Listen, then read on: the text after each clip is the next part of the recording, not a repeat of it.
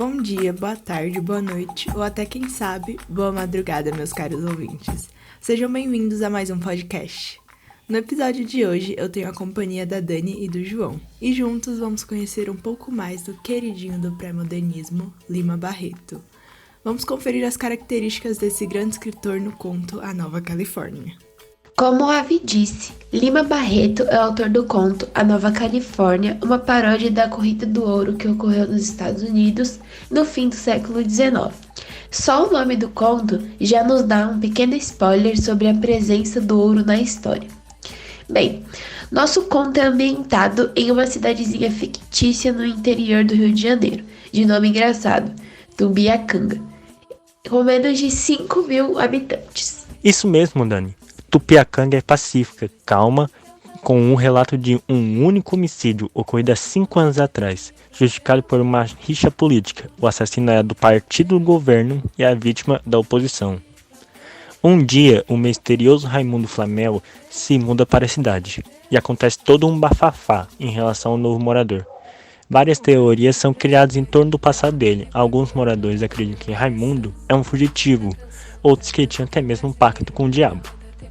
Mas, após ouvir os relatos de um pedreiro que trabalhou na casa de Raimundo e contou sobre os estranhos balões de vidro, facas sem cortes e outras coisas incomuns na casa, o boticário acalmou os moradores, dizendo que o novato devia ser um sábio, um grande químico que se mudou para procurar sossego. Peraí, grande químico com esse sobrenome?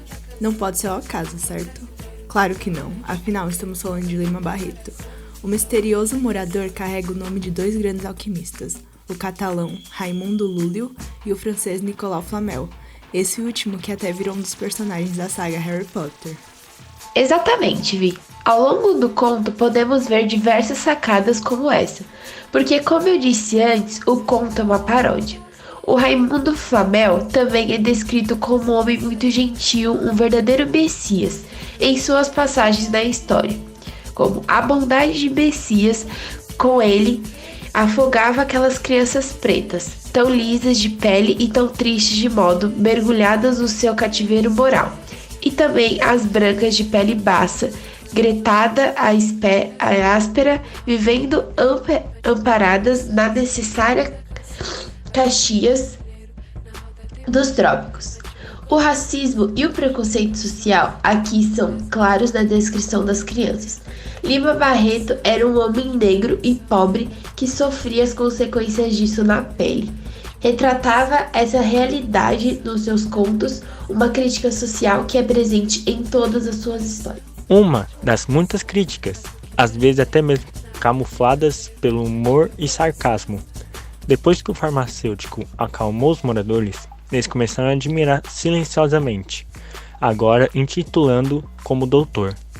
Em um dia típico na nossa pacata Tupiacanga, o Dr. Raimundo Flamel finalmente sai de casa e vai ao encontro do boticário, para lhe fazer uma revelação, que claro, é cercada de mistério. Bem, com o andar da carruagem eu não esperava por menos.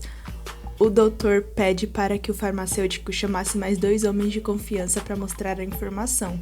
Então assim ele fez, chamando o procurador Carvalhes e o coronel Bentes. Finalmente, o segredo é revelado. Ele havia descoberto como transformar ossos humanos em ouro. Depois disso, nosso querido alquimista some misteriosamente. Por que não estou surpresa?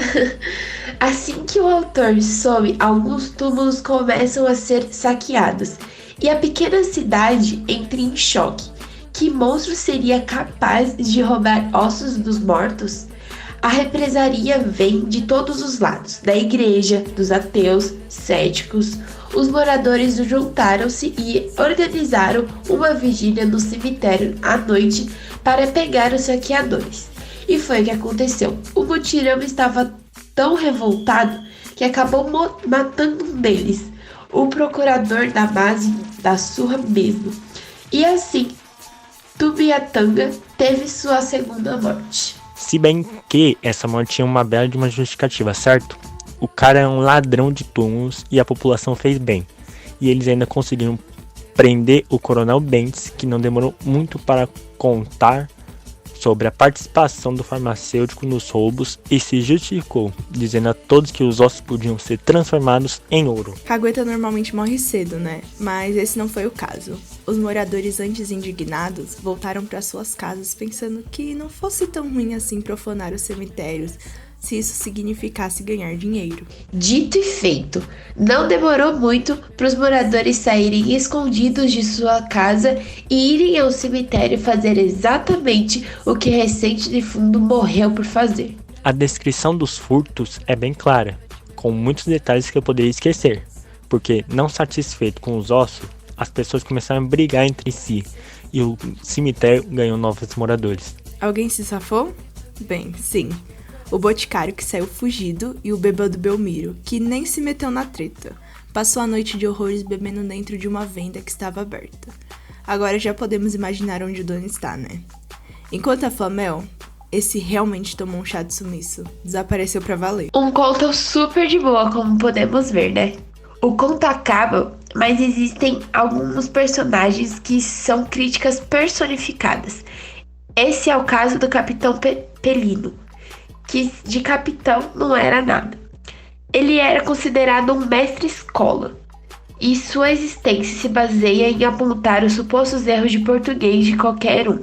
Como sabemos, Lima Barreto era contra a língua portuguesa rebuscada presente no romantismo.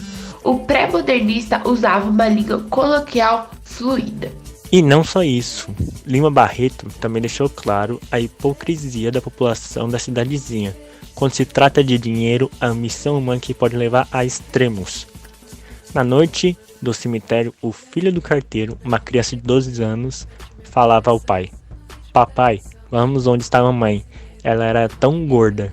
Esse conto é chocante e reflexivo. Lima Barreto morreu em 1922, mas suas histórias continuam muito atuais. Isso porque nós nem falamos da sua maior obra, O Triste Fim de Policarpo Quaresma. Mas esse é um assunto para um próximo episódio. Para saber mais sobre esse conto, basta acessar os sites www.homoliteratus.com.br ou www.letras.ufmg.br. Por hoje é só. Obrigado por acompanharem nosso podcast.